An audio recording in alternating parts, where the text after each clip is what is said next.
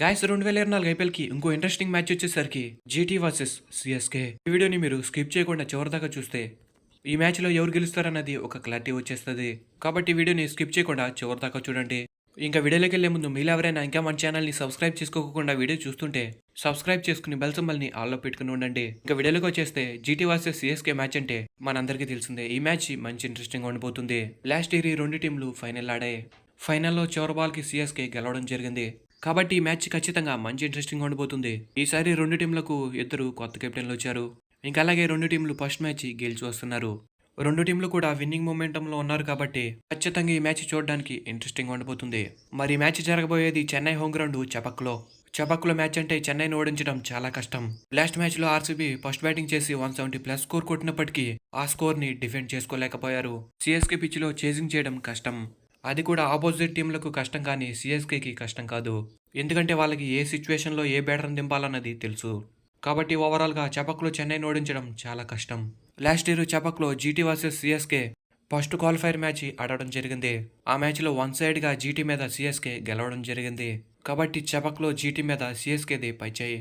మరి రెండు టీంల head to head wins ఎలా ఉన్నాయనేది ఒకసారి మనం చూసుకుంటే, ఈ రెండు టీంలు ఐపీఎల్ మొత్తంలో 5 సార్లు తలపడితే సిఎస్కే 2 సార్లు గెలిస్తే జీటీ 3 సార్లు గెలిచారు. సిఎస్కే 2 సార్లు గెలిచింది కూడా ప్లే ఆఫ్స్ ఇంకా ఫైనల్. క్రూషియల్ మ్యాచ్లు సిఎస్కే ఒక్క మ్యాచ్ కూడా జీటీ మీద ఓడిపోలేదు. కానీ లీగ్ మ్యాచెస్ అయితే జీటీ సిఎస్కే మీద 3 మ్యాచెస్ గెలిచారు. మరి ఈ మ్యాచ్కి సంబంధించి రెండు టీంల పాసిబుల్ ప్లేయింగ్ లెవెన్ ఎలా ఉందన్నది ఒకసారి మనం చూసుకుంటే, మొదటిగా సిఎస్కే లాస్ట్ మ్యాచ్ ఎలాగూ గెలిచారు కాబట్టి వాళ్ళు టీంలో చిన్న మార్పు కూడా చేయరు. ఓపెనర్స్ రుతురాజ్ గైక్వాడ్ ఇంకా రచిన్ రవీంద్ర. నెంబర్ 3లో అజింక్య రహానే. నెంబర్ 4లో మిచెల్. నెంబర్ 5లో రవీంద్ర జడేజా. నెంబర్ 6లో Sameer Rizvi. Number 7 MS Dhoni. Number 8 Deepak Chahar. Number 9 Maheesh Theekshana. Number 10 Mustafizur Rahman. ఇంకా నెంబర్ 11 తుషార్ దేశపాండే. ఇంకా ఇంపాక్ట్ ప్లేయర్ వచ్చేసరికి శివన్ దూబే.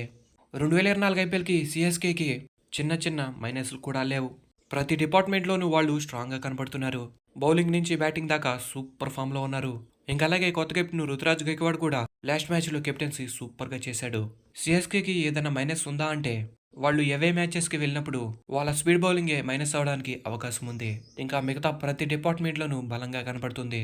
ఇంకా next GT possible playing 11. Openers Shubman Gill ఇంకా Wriddhiman Saha. Number 3 Sai Sudharsan. Number 4 Vijay Shankar. Number 5 David Miller. Number 6 Azmatullah Omarzai. Number 7 Rahul Tewatia. Number 8 Rashid Khan. Number 9 Umesh Yadav. Number 10 Sai Kishore. ఇంకా నెంబర్ 11 స్పెన్సర్ జాన్సన్. ఇంకా ఇంపాక్ట్ ప్లేయర్ వచ్చేసరికి ఎక్స్పీరియన్స్డ్ మోహిత్ శర్మ. వీళ్ళు కూడా లాస్ట్ మ్యాచ్ గెలిచి వస్తున్నారు కాబట్టి ప్లేయింగ్ లెవెన్లో పెద్దగా మార్పులు అయితే చేయకపోవచ్చు. ఏదైనా చిన్న మార్పు చేస్తే స్పెన్సర్ జాన్సన్ ప్లేస్లో నూర్ అహ్మద్ని పెట్టడానికి అవకాశం ఉంది. ఎందుకంటే చపకు స్పిన్ పిచ్ కాబట్టి. హార్దిక్ పాండ్యా లేకపోయినప్పటికీ జీటీ కూడా స్ట్రాంగ్ గానే కనపడుతుంది. లాస్ట్ మ్యాచ్ వీళ్ళు ముంబై ఇండియన్స్ మీద సూపర్గా పర్ఫార్మెన్స్ చేశారు. కానీ ఆన్ పేపర్ మీద జీటీ మీద సిఎస్కేనే స్ట్రాంగ్గా కనపడుతుంది. ఇంకా అలాగే చపక్ పిచ్లో జీటీ మీద ఖచ్చితంగా సిఎస్కేనే స్ట్రాంగ్ టీం. మరి ఈ మ్యాచ్లో ఎవరు గెలుస్తారన్న విషయంకి వచ్చేస్తే, నేనైతే సిఎస్కేనే గెలుస్తుంది అనుకుంటున్నా. మీరేమనుకుంటున్నారన్నది కామెంట్ సెక్షన్లో కామెంట్ చేసి తెలపండి. Thanks for the watch. Have a nice day.